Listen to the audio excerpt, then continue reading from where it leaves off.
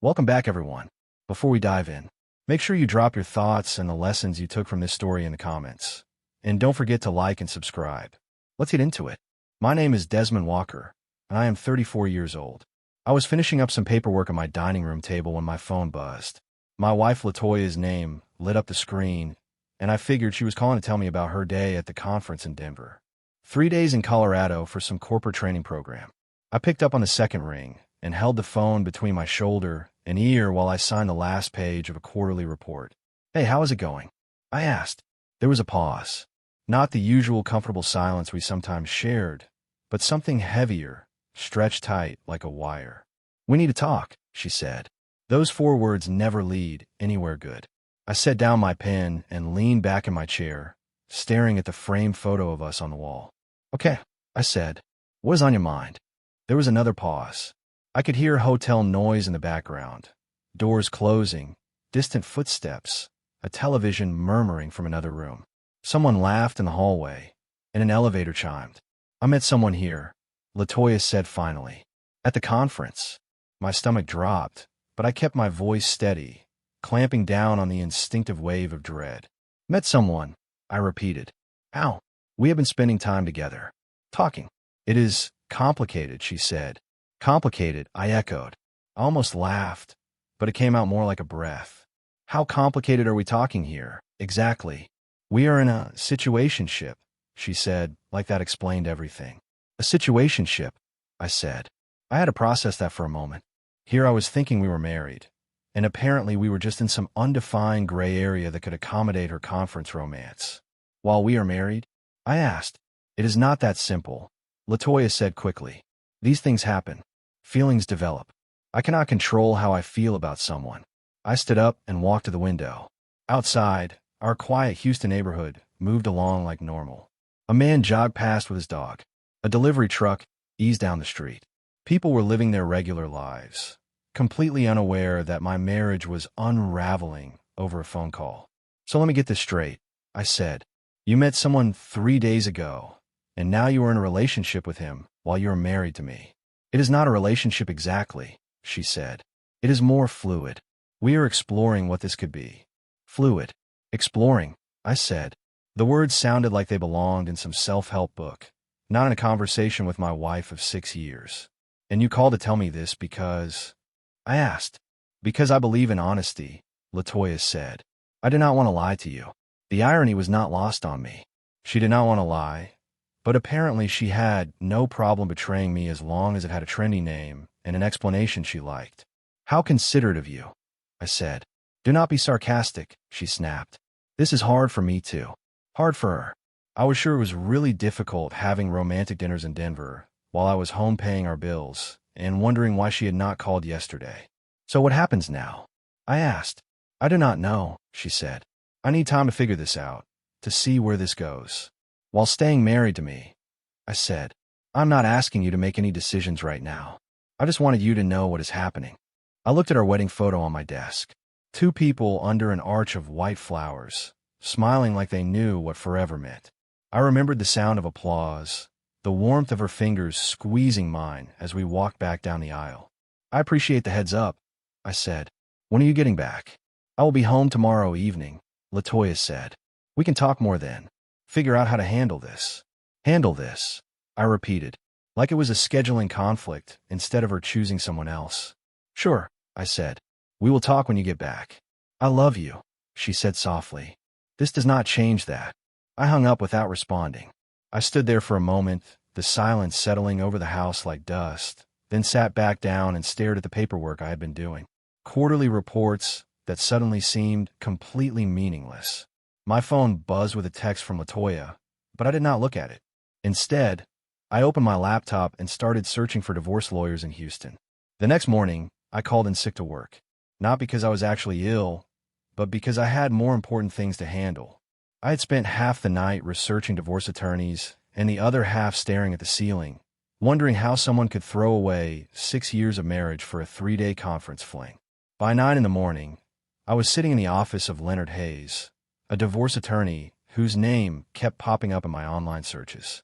Leonard's office was on the 20th floor of a glass building downtown, all polished wood, framed degrees, and understated success. Leonard himself was in his late 40s, with calm eyes and a voice that sounded like he had seen everything and nothing surprised him anymore. "So she told you about this situationship?" he asked, looking over the notes I'd written down. I had come in with bullet points, dates, and phrases she had used, like I was prepping for a performance review. "That is what she called it," I said. "Apparently, it means she can have her cake and eat it too." Leonard nodded slowly. "I have seen this before," he said. "People use modern terminology to make old-fashioned cheating sound progressive." He leaned forward and tapped his pen against the legal pad.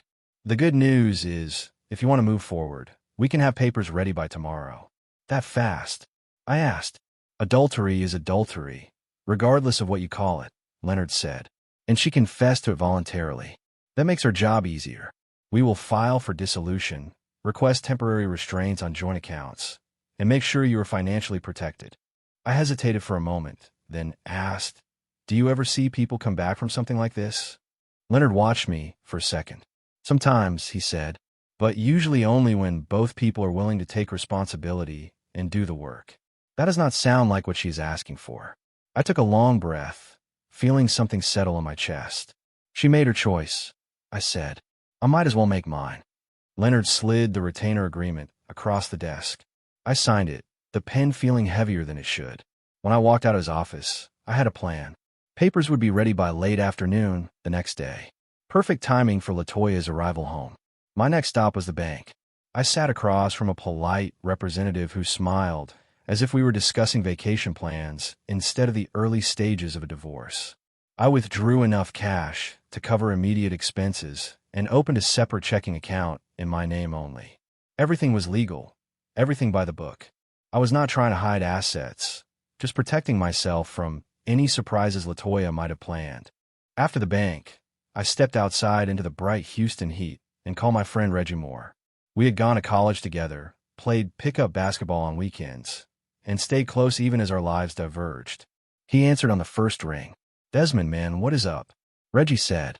"I was just thinking I have not heard from you in a minute." "I need a favor," I said. "Can you help me move some boxes tomorrow evening?" "Moving boxes?" Reggie asked. "You finally buying that house on the north side? You and LaToya leveling up?" "Not exactly," I said. I leaned against my car and stared at my reflection in the window, try to keep my voice even. "I will explain when I see you." Reggie was quiet for a second. "All right," he said. "You sound serious. Text me the time, and I will bring the truck." That afternoon, I went through LaToya's social media. I opened her photo feed with the kind of detachment people use to examine accident scenes. There she was at the conference, smiling in group pictures, posing with coworkers, standing on a balcony with mountains behind her. And there he was in several of the photos, a man I did not know, standing close, his hand on her lower back, both of them looking very comfortable with each other. In one picture, they were seated at a restaurant table, leaning toward each other. LaToya's eyes were bright in a way I had not seen in months. The comments from her colleagues were telling. Hearts, fire emojis, and messages like, "You two are so cute together," and "I see you, LaToya." I screenshotted everything and dropped the images into a folder on my laptop. Leonard had said documentation would be helpful. With her confession, it was probably unnecessary, but I wanted the truth written somewhere other than my memory. By evening, I had everything organized in the house. I pulled fresh sheets on a guest bed, set out an extra set of towels, and dragged LaToya's large suitcase down from the closet shelf she kept it on. Then I took a mental inventory of which belongings were definitely hers. Clothes, shoes, books, artwork she had chosen, and that expensive single-serve coffee maker her sister Tanisha had given her for Christmas. I ordered a bundle of moving boxes online for expedited delivery and stacked a few I had in the garage by the door. My phone had been buzzing all day with texts from LaToya, updates about the conference, pictures of her meals, a photo of the mountains near the hotel, little messages that felt like she was trying to maintain normalcy while completely destroying our marriage in the background. "Long day, but the training is really good," she wrote at one point. "You would like the presenter. Very funny. Sound great," I replied. Later she sent a photo of a steak dinner with the caption, "Best meal of the trip so far." "Nice picture," I typed. "Have fun." Around 10 that night, the last text came. "Cannot wait to see you tomorrow. Miss you."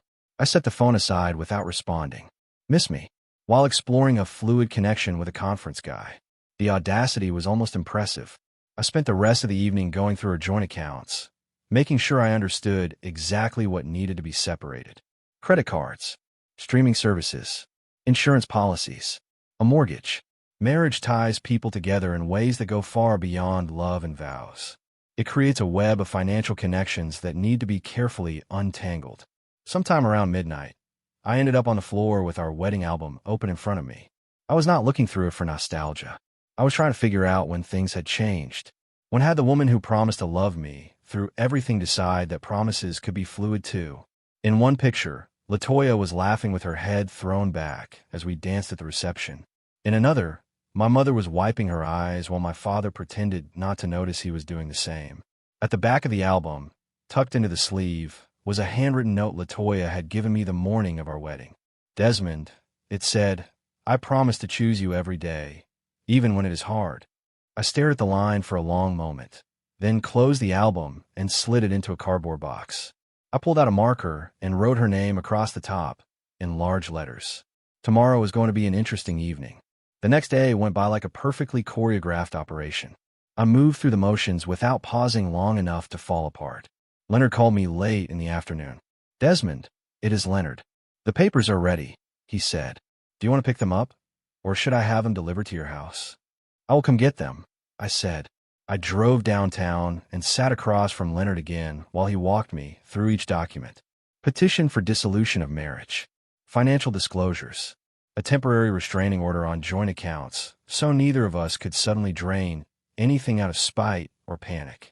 Everything we had discussed, clean, thorough, and absolutely final once signed and processed. You sure about this? Leonard asked, watching my face as I flipped through the pages. I ran my thumb along the edge of the papers. She made her choice 3 days ago, I said quietly. I am just making mine official. Leonard nodded. Sign where I'm marked. The rest is on me, he said. I signed, my name flowing across line after line, each signature another step away from the life I'd thought I would have. By early evening, Reggie arrived with his pickup truck. I had already pulled out all the boxes and had most of LaToya's belongings sorted.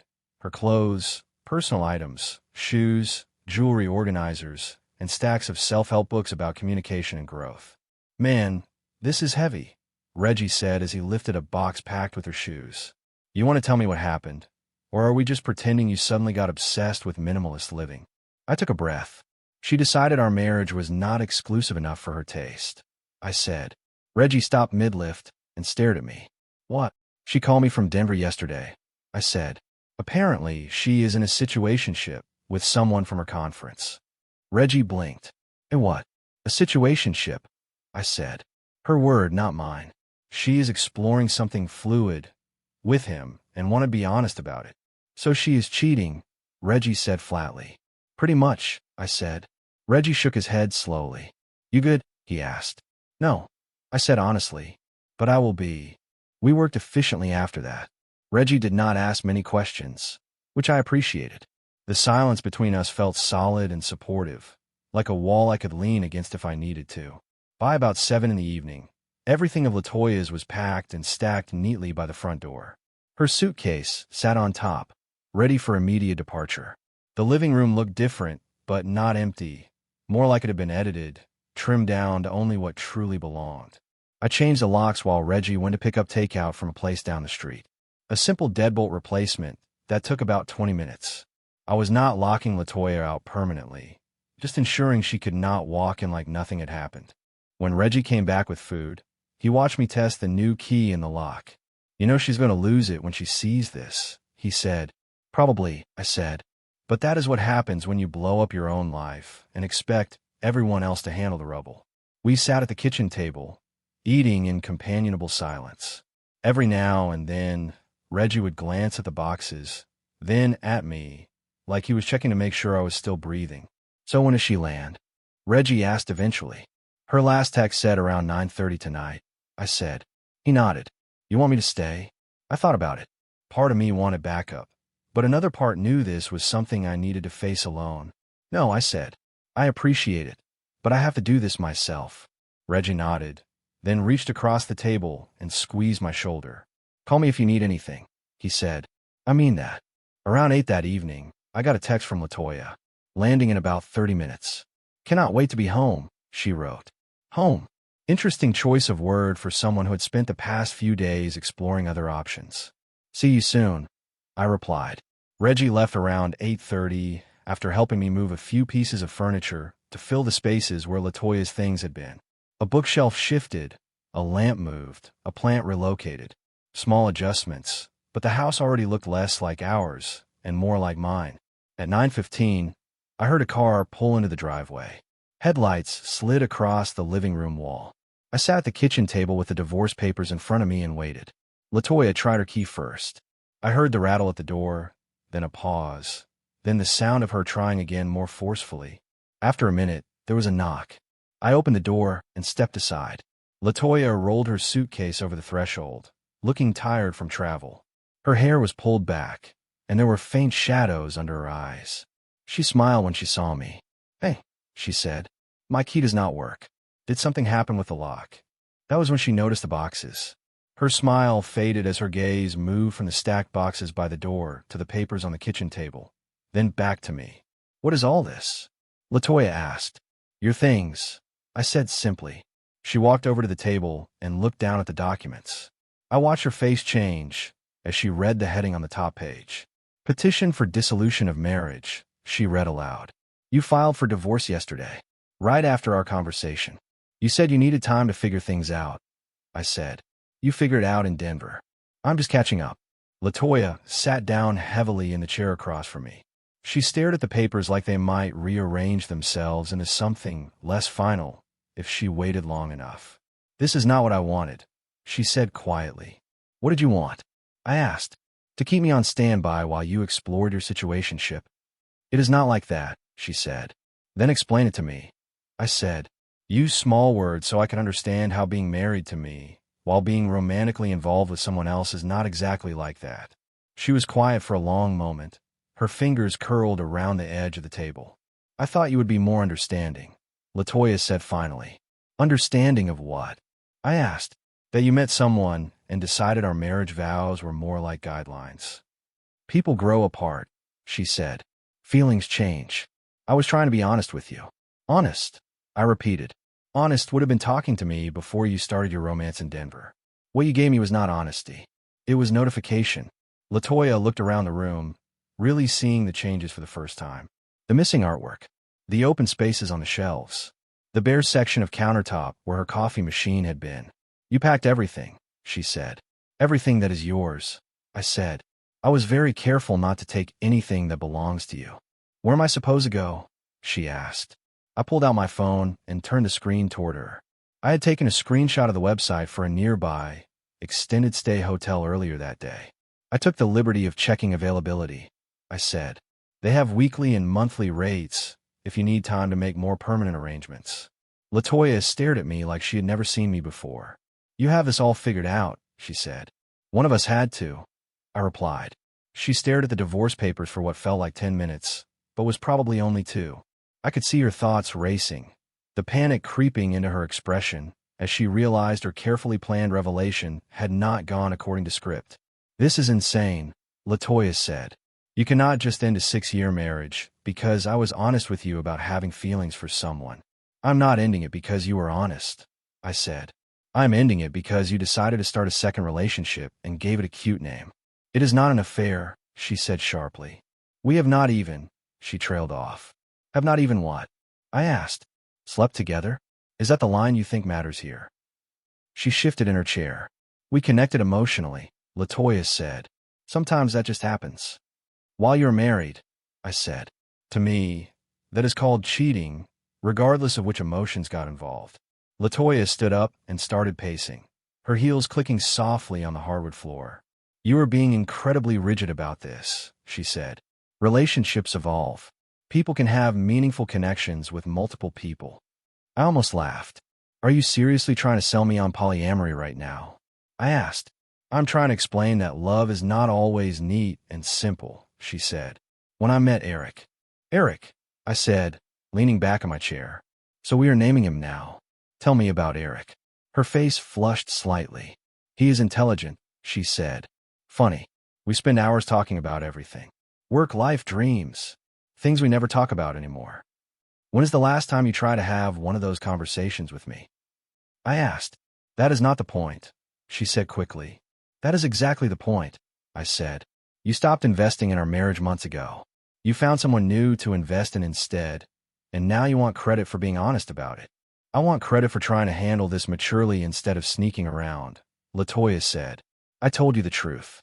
You told me after you had already decided to pursue him, I said. That is not maturity. That is damage control. So what? She asked. You're going to throw away everything we built together because I had feelings for someone else? I'm not throwing anything away, I said. You already did that. I'm just cleaning up the mess. LaToya walked over to one of the boxes and opened it. She pulled out a framed photo of us from our honeymoon, standing on a beach with our feet in the water. Remember this? She asked. Remember how happy we were? I remember thinking I was marrying someone who knew what marriage meant, I said. People change, she said. They grow. I am not the same person I was 6 years ago. Clearly not, I said. The person I married would not have started a romantic relationship with someone else and expected me to be understanding about it. LaToya set the photo down and looked at me, her eyes shining with something that might have been desperation. What if I ended it? She asked. What if I told Eric this was a mistake and we worked on our marriage instead? You would do that? I asked. Just turn off your feelings for him because I'm not okay with sharing you. If that is what it takes to save our marriage, yes, she said. I studied her face. You do not mean that, I said. You are just scared because this is not playing out the way you imagined. Of course I am scared, she said. I am about to lose my husband over a misunderstanding. A misunderstanding, I repeated. You think I misunderstood something about you being in a situationship with Eric? I think you are overreacting to something that does not have to destroy us, LaToya said. We could go to counseling. We could talk about why I felt disconnected. We could have done all of that before you started falling in love with someone else, I said. You had options that did not involve starting a new relationship. I walked to the window. Outside, our neighbor Mrs. Jenkins was watering the flowers along her front walkway, the same way she did almost every evening. The sight felt strangely grounding, like proof that the world was still turning even while mine was splitting in half. Let me ask you something, I said without turning around. If I had called you from a business trip and told you I had met someone, that I was exploring a connection with her, how would you have reacted? The silence stretched on long enough that I turned back to look at LaToya. That is different, she said finally. How? I asked. Because you would not do that, she said. Why not? I asked. According to you, feelings just happen. People connect. Relationships evolve. You are being ridiculous, she said. I am using your own logic, I said. If it is acceptable for you to explore meaningful connections with other people while you are married to me, why would it not be acceptable for me to do the same? She did not answer, and her silence was an answer all by itself. Here's what I think happened, I said. You got bored with routine. Eric made you feel excited again. And instead of bringing that energy home to work on us, you decided to keep both options open. I continued. Now you are upset because I am not playing along with your backup plan. That is not true, she said. I never thought of you as a backup plan. Then why are you here, trying to negotiate, instead of in Denver with Eric? I asked. If he is such an amazing connection, why are you not pursuing that instead of trying to keep me around? Her phone buzzed on the table. The screen lit up with a text, and I could clearly see the name, Eric, before she flipped it face down. He is texting you, I observed, probably wondering how the conversation with your husband is going. It is not like that, LaToya said quickly. Show me the message, I said. That is private, she said. So are the messages between me and my wife, I said. But apparently privacy does not mean much to you anymore. LaToya picked up her phone and held it against her chest. I'm not going to let you invade my privacy just because you are angry, she said. Privacy, I repeated. Interesting concept coming from someone who wants to maintain romantic relationships with two different men at the same time. I never said I wanted to maintain both relationships, she said. You never said you did not either, I replied. In fact, you said you needed time to figure out where things with Eric might go. That sounds a lot like wanting to keep your options open. She slumped back into the chair, looking exhausted in a way that had nothing to do with her flight. I do not know what I want, Latoya said. This whole situation is confusing. It is really not that complicated, I said. You want Eric? Go be with Eric. You want to work on our marriage? Cut contact with Eric and commit to rebuilding what you damaged. But you do not get both. And if I choose you, she asked, you will just forget this ever happened? I looked at the divorce papers on the table. I will never forget that when our marriage started feeling boring, your solution was to start shopping for a replacement, I said. Trust does not magically reappear because you change your mind about which option you prefer. Her phone buzzed again. Then again. I could see her jaw tense each time the screen lit up. Finally, she turned the phone completely off and set it face down on the table. There, Latoya said. Happy now. Turning off your phone does not make Eric disappear, I said. It just means you're avoiding the conversation you need to have with him. What conversation is that? She asked dully. The one where you tell him whether you're leaving your husband for him or staying married and cutting contact, I said. You know, basic adult decision-making. She rubbed her temples like she had a headache. This is all happening too fast, she said. I need time to think. You have had 3 days to think, I said. 3 days of romantic dinners and meaningful conversations with Eric while I was here believing I was in a committed marriage. How much more thinking time do you need? I was not trying to hurt you, Latoya said. But you did hurt me, I said. And now you're trying to minimize it by saying it was not intentional. Like that changes anything. She looked around the room again, taking in every empty space where something of hers had been. Where did you put my coffee machine? She asked quietly. Box 3, I said, along with all the specialty pods you spent $80 on last month. I cannot believe you packed everything, she said. I cannot believe you thought I would not, I said. Latoya stood up and walked into the kitchen, opening cabinets and drawers like she was confirming I had actually followed through. It is like I never lived here, she said when she came back. That was the point, I said. You are being cruel, she said. I'm being efficient, I said. You made your choice. I'm helping you follow through with it. She came back to the table and sank into the chair again, shoulders slumped. What if I made a mistake? Latoya asked. What if I was just confused and overwhelmed? Then you learn something important about yourself, I said. Some people get overwhelmed and talk to their spouse about it. Others start situationships with strangers at conferences. Now you know which type you are. God, you are cold, she said. I am protecting myself, I replied. There is a difference. Her phone suddenly lit up and vibrated even though she had turned it off. Someone was calling persistently enough to trigger the emergency bypass setting. She glanced at the screen, and her expression shifted. It is my sister, Latoya said. Tanisha. Answer it, I said. You do not mind? She asked.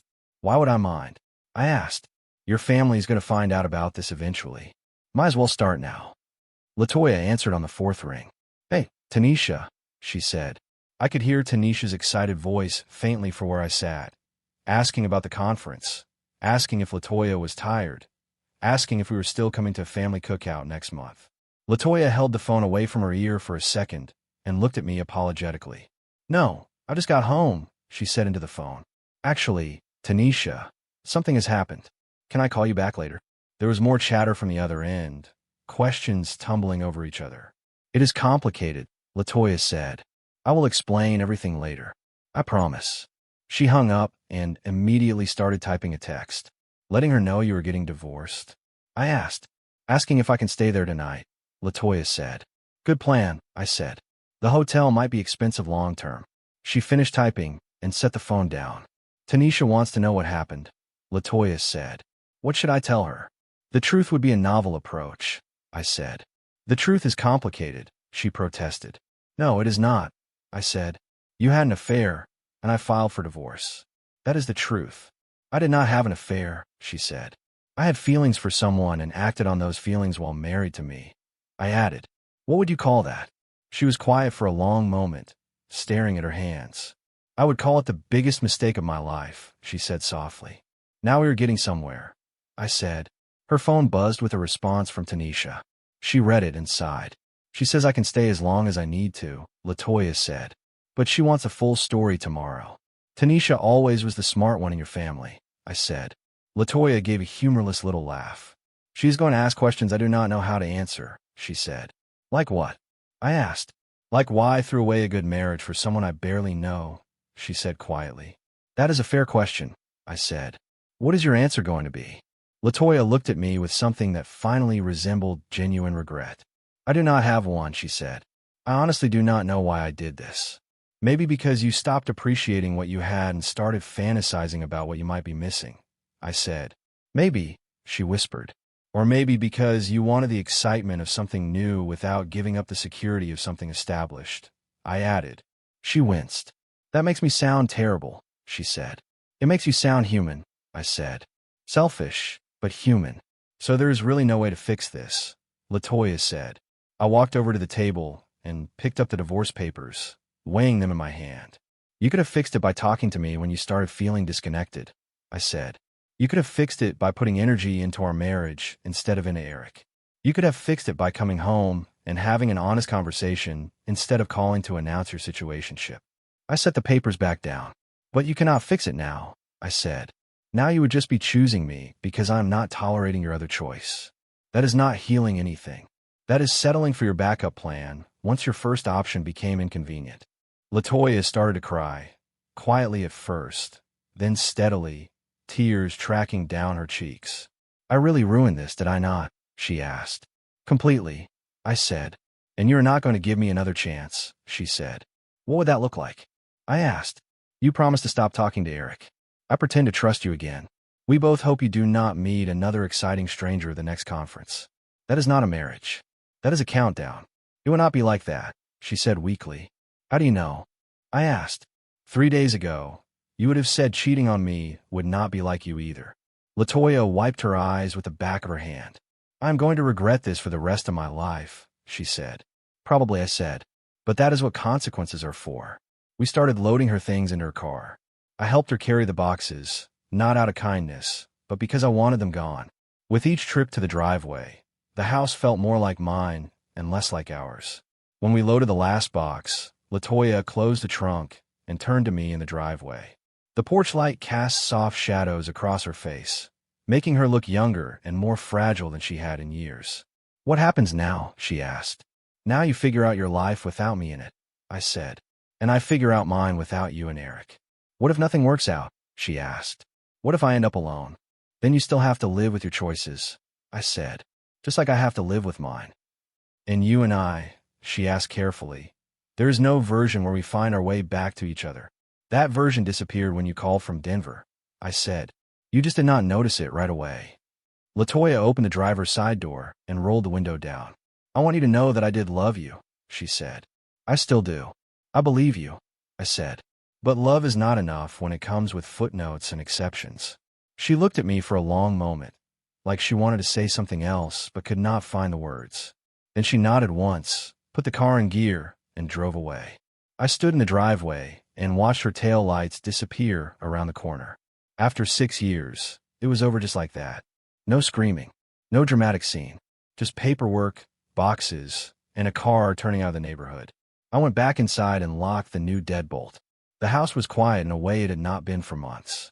Not an empty quiet, but a peaceful one, like I could finally breathe all the way to the bottom of my lungs again. My phone buzzed with a text from Reggie.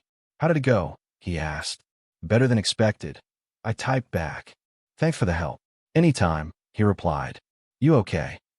I looked around the living room, already mentally rearranging furniture to fill the spaces where her things used to be.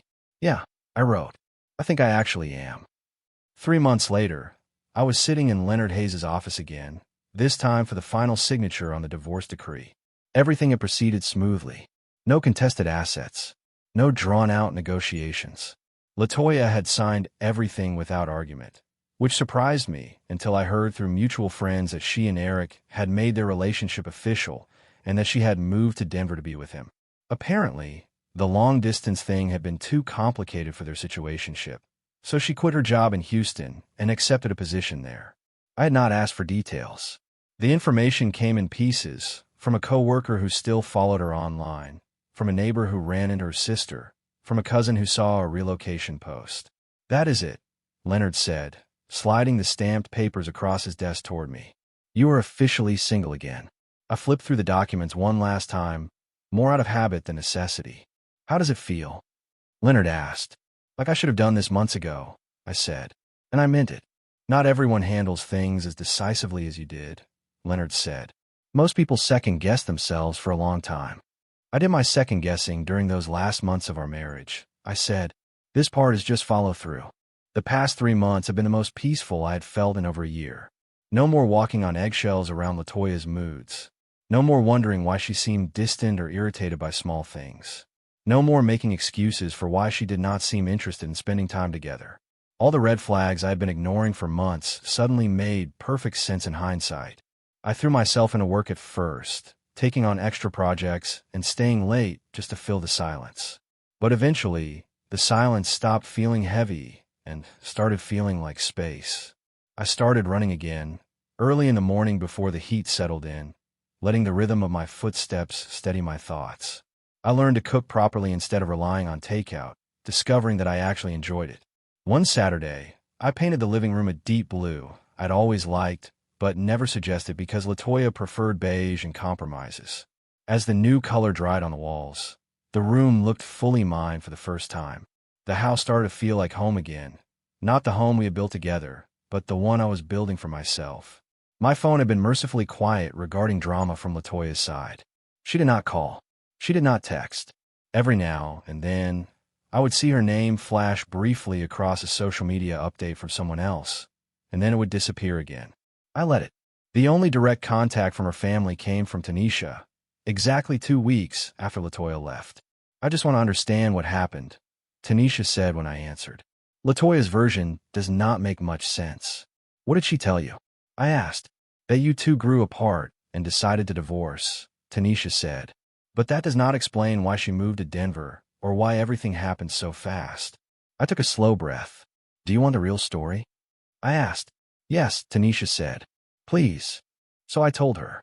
I gave her the facts without adding anger or commentary. LaToya's phone call from Denver. The situationship. The emotional connection with Eric. The conversation at the house. The boxes. The divorce papers. Tanisha listened without interrupting. When I finished, there was a long pause. I am really sorry, she said quietly. I thought I knew my sister better than that. People surprise us sometimes, I said. Not usually in ways that blow up their entire life, Tanisha said. She had everything she said she wanted. A stable marriage. A home. Someone who loved her. I cannot explain why she did what she did, I said. You will have to ask her. I will, Tanisha said. But I wanted you to know that not everyone in our family thinks this is your fault. I appreciate that, I said. That was the last time I heard directly from LaToya's family. I assumed they were processing their own disappointment in her choices. A few days after signing the final papers, I met Reggie for lunch at a small place near my office. We slid into a booth, and he watched me for a moment while I opened my menu. All right, Reggie said. Now that the ink is dry, when are you going to start dating again? Eventually, I said. That is not an answer, he replied. It is the only answer I have right now, I said. I'm not in a hurry to jump back into something serious. I'm not talking about serious, Reggie said. I'm talking about getting back out there, having some fun, meeting people, remembering you were still alive. I thought about it while I worked on my burger. The truth was, I felt better about myself than I had in years. More confident, more settled, clearer about what I wanted from my life. But I was not naive enough to think I was ready to trust someone else with my heart just yet. I'm good where I am for now, I said finally. I'm focused on building my own life again. Reggie nodded. Fair enough, he said. Just do not become one of those guys who swears off relationships forever because one woman hurt him. I'm not swearing off anything, I said. I'm just going to be very selective about who gets access to my peace of mind. Reggie smiled. That is actually pretty mature, he said. I am proud of you, man. I know that was brutal. When I got home that afternoon, there was an envelope in my mailbox with no return address. The handwriting on the front was familiar. I stood on the porch for a moment, just looking at it, then went inside and opened it at the kitchen counter. Inside was a single sheet of paper. A handwritten note from LaToya. Desmond, it began. I know I'm probably the last person you want to hear from, but I wanted you to know that Eric and I broke up last week. Turns out a relationship built on betraying someone else does not have the strongest foundation. Who would have thought? I read on. I'm not writing to ask for anything or to try to fix what I broke, Latoya had written. I just wanted to apologize for being so selfish and short-sighted. You deserve better than what I gave you. I hope you find someone who appreciates what I was too immature to value. I hope you are happy. I read the letter again, slower this time, waiting for anger or satisfaction or some sharp feeling to rise up. But there was nothing. No vindication that things with Eric had not worked out. No temptation to reach out and commiserate. No fresh wave of hurt. Just nothing. Which, I realized, was its own kind of progress. I folded the note and slipped it into the kitchen drawer where I kept random papers I might need someday, but probably would not. A takeout menu. An appliance warranty. A dentist appointment reminder. Latoya's letter fit there better than it fit anywhere else in my life. That evening, I called my mother to let her know the divorce had been finalized. She had been supportive throughout the whole process, but I knew she was disappointed. She had liked Latoya. She had been looking forward to grandchildren. She had probably imagined holiday gatherings that would now never happen. "How are you doing with all this?" my mother asked. Her voice was warm and steady, the same way it had been when I was a child and scraped my knee on the sidewalk. "Better than I expected," I said. "Different than I planned, but better than I expected." "Good," she said. "You know your father and I support whatever makes you happy." "I know," I said. "Thank you. And, honey," she added, "do not let this make you cynical about love. What happened with Latoya says more about her character than it does about marriage or relationships in general." I smiled, even though she cannot see it. "I will not," I said. "I promise." "Your father wanted me to remind you that you still owe him a rematch in dominoes," she said, her tone lightening a little. "He says you cheated last time." "I did not cheat," I said, laughing for the first time that day. "I just beat him." "Well, you want a chance to fix that," she said. "Come over this weekend if you feel up to it." After I hung up, I looked around my living room now, and realized she was right. I was not cynical about love. I was just more careful now about who I chose to love and more aware of the difference between someone who truly loved me and someone who loved the idea of me as a safety net. 6 months earlier, I had thought I was in a solid marriage. I would have told anyone who asked that Latoya and I were fine, just busy, just stressed, just going through a phase. I had believed our vows still meant what we said they meant. Today, I was officially divorced. And to my surprise, I was genuinely okay with it. That night, I opened a beer and settled onto my couch to watch a movie I'd wanted to see for months, but Latoya had never been interested. It was a small freedom, but it felt bigger than it should have, as if choosing a movie without compromising was proof that my life belonged entirely to me again. Outside, I could hear Mrs. Jenkins in her garden, humming softly as she trimmed plants along the walkway. Normal evening activities for normal people dealing with normal problems. The difference was, now I felt like one of those normal people again, instead of someone silently pretending his marriage was not falling apart. It had taken me 34 years to learn that sometimes the best thing you can do for yourself is refuse to accept unacceptable behavior, even from people you love, especially from people you love. The movie started. I leaned back against my couch now, and let the quiet, uncomplicated peace of the evening settle around me like a soft blanket. For the first time in a long time, the life I was living felt completely and undeniably like my own. If you enjoyed this story, please like, comment, and share this video with your friends. Subscribe and turn on the notification bell so you never miss a powerful story drop.